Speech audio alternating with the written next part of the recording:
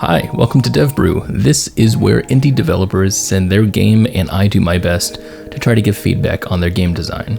My name is Devon, and today we're talking about a game called Frog Jam, like blackberry jam, but made of frogs. This was developed by the Dude XO, and was submitted to us by Isaac. I would describe this game as a casual platformer, I suppose. It's a really simple idea.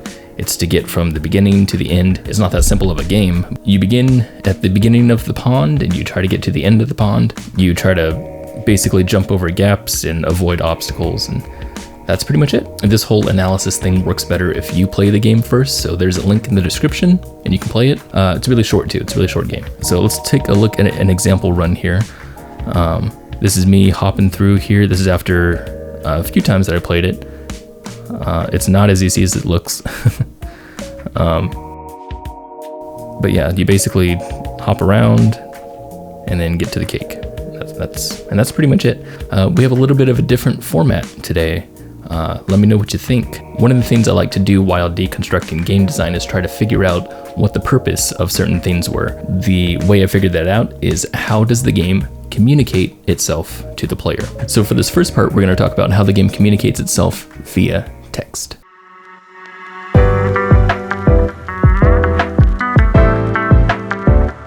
I've got cold brew with me today. I just like cold brew a lot. Here's the good stuff. The intro text. So what is the intro text? The intro text is the text that is in the intro. If you see here, this is during my gameplay. We have the frog right here. That's who you're playing as, the frog. And you have some text right here. Jump equals space and suicide equals Q. So right off the bat, you understand what kind of game this is if jumping and suicide are the two things you need to know. So it's simple, it just tells you what to do. The jump, you press space. To suicide, you press Q. It's just really simple. It's actually more important than that, but we're going to talk about that in our level design section, so we'll talk about that later. So here's the I think it could be better stuff. Okay, so the first thing that I think could be better is the checkpoint text, or what I'm going to call the checkpoint text. What I'm talking about right here is this text right here, where it says inconvenient stop sign, best 2.67 seconds. So what's weird about this is 2.67 seconds is hundredths of a second, and you can see right here, this is the timer of the game, and it's being measured in tenths of a second. So it's a little strange. Also, the game itself doesn't feel like I'm in that much control of my speed. Like, the forward motion is automated, which I actually really like, but the forward motion being automated, you can't really control your speed that well. You can make yourself fast, but not really that fast. The whole idea of moving forward is just through pressing one button. You charge up your jump and then you let it go when you go forward. And that's pretty much it. So you can build up momentum, but it doesn't seem like a good use of my time to worry about trying to get to these checkpoints in a good amount of time. Like, it only takes about 2 seconds here, it only takes about 4 seconds here, so it really doesn't mean anything to me. At least to me, it doesn't really mean anything. Now, if I were to, control my forward motion very specifically, like if I had a jetpack on or something like that, then I would probably be more interested in seeing how quickly that I could get to certain checkpoints. But it doesn't make a whole lot of sense to record your time when the whole game is only about 9 to 14 seconds long. So when you end your run, you hit the little cake there, boom, and it takes you to You're Not Jam, which I'm not sure what that means. Does that mean that this Portal-esque cake here is not jam? Is that literally what it means? Actually, you know what? The first time that I saw that little thing that says You're Not Jam, I thought, oh, is that a losing thing? Like, am I supposed to beat a certain amount of time and then it'll say something else? Because it's a frog jam and I'm not, I don't know. So right here is the stats of the game, of your run. And what it gives you is your time, your PB, and your sum of splits. It feels like I have no idea what those things are.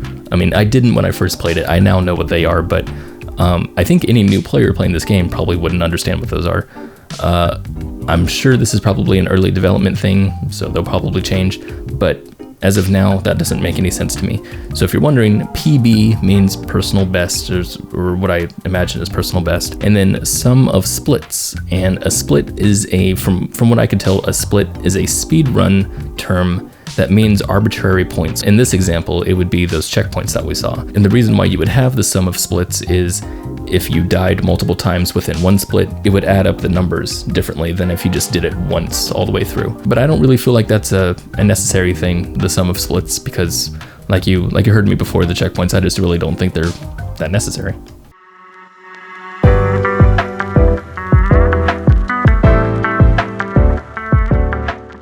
The progress bar.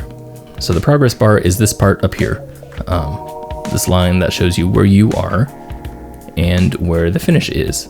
So it's pretty easy to figure out, and I like that it's there because it's a nice like navigation thing. I know where I am in relationship to everything else. That's nice. I think it could be better stuff. The progress bar.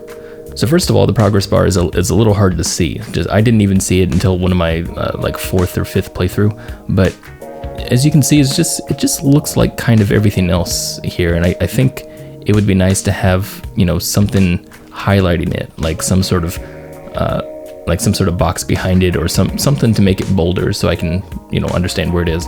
I'm sure again that this is a early development thing, but you know, just so you know. Another thing about the progress bar that kind of confuses me is the way it operates. So it tracks your movement, and then it tracks the movement of the wave. Now the wave is something that comes in at 11 seconds. So after you're playing the game for 11 seconds, then the wave comes in, and the wave will kill you once it touches you and sends you back to the beginning. What's weird about that is that when I'm going, as you can see here, I have this green bar that's behind me. The rest of the progress bar isn't like that. It's only green where I have gone. And it's kind of weird because I'm like trying to figure out why that's even a thing. Why is it turning green? And then when you see the wave coming, you can see right here, the wave, it turns blue, and I'm not exactly sure why. That, again, like you could have just had the wave going there without any blue, and it doesn't make any sense to me. And then when I get killed right here, the bar turns red and it starts to shrink. Like it's telling me that I died, now this is where I'm going. I already know that just from looking at the screen, so I'm not sure why it would need to reiterate that information to me. So I'm kind of confused as to what the purpose of all that stuff is. The death multiplier. So this is kind of funny. This is, I think, a developer joke, I think. As you can see, when I come in here and then I die, okay, it says 1 times right there. Now, that represents how many times that I died in a row. And here, when I respawn, I immediately die again. And so now it says 2 times. So in the FAQ, you can see right here, it says the checkpoints are broken. And he answers with, checkpoints function as intended. So yes, sometimes they respawn you only immediately to kill you a few more times. And then they say, what's that counter below the progress bar? And he says, that's keeping track of how many times you died in a row due to checkpoints. So I'm guessing that's just a developer joke, like he just thought it'd be funny to count how many times you would die after you respawn.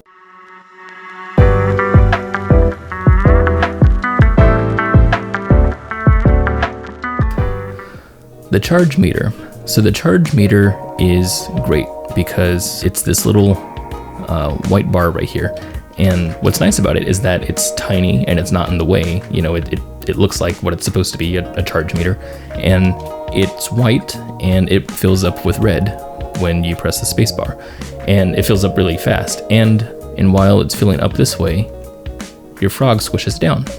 And so I like that. It's immediately recognizable. It's one of those things that you interact with the keyboard and then you immediately understand, oh, that's what it does. So that's really cool.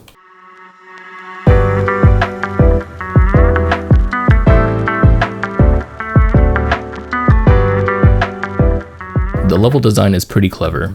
If you see in the beginning here, when I fully charged and then jumped, boom, I land right there at the end of the platform. I could have jumped all the way down there, but I didn't. And the reason why is because the jump doesn't let you go that far. So what's neat about that is that clearly the level was designed so that if you charge all the way on your jump and then let go, you won't immediately die. Because I could see a developer doing that. Someone who's making this kind of game, would probably get a kick out of people dying as soon as they, start. But the thing is that it doesn't present a challenge to the player. It presents more like confusion. What's happening here with the platform being as long as it is, it's nice to act as kind of a safety net for the player, to where they understand, oh, I can jump that far, and so now I understand how far I can jump. And the same thing happens with the next one. Once you charge fully again, you'll jump across here and you'll land right in the boat. It's really nice. So now you understand immediately, oh, I gotta avoid gaps. It's nice. It doesn't have to tell you anything. And then immediately again, if you fully charge your jump, then you don't make it across the sign. And you hit the end, fall, and die. So right there, I think that's also just brilliant, because it lets you know that there are now obstacles in your way, and now you know exactly what you have to do. I like that all of that stuff is kind of just given to the player without any real instructions. It's just through the gameplay. So pretty cool stuff. So that's all I got for today. If you like this kind of deconstruction stuff, this is what we do on DevBrew, and we've been doing it for indie games for the past few weeks now. And we'll be doing it for the foreseeable future. So as long as people keep sending us games, we'll keep doing this deconstruction thing. So if you have a game and you wanted us to deconstruct its game design and give you feedback, then use the submission link in the description. It's pretty cool. The first 4 episodes that we had here were all completely different game genres. So that was really cool to me. In fact, I did a RPG last week called Profit Motive, which was a real challenge for me because I don't play RPGs at all. So it was cool to, dive into that kind of design and see what makes it unique and interesting. Next week, we have a game called The Escape that we're looking at by Space Guinea Productions, I believe that's what it's called. So look for that in the link in the description. You can play that before we talk about it next week, and then you'll be ahead of the game, so to speak. So yeah. So thanks for watching DevBrew, and give it a like and sub and all that YouTube and stuff. And I'm gonna drink coffee. It is way too late to drink coffee, man, and I have a lot of coffee.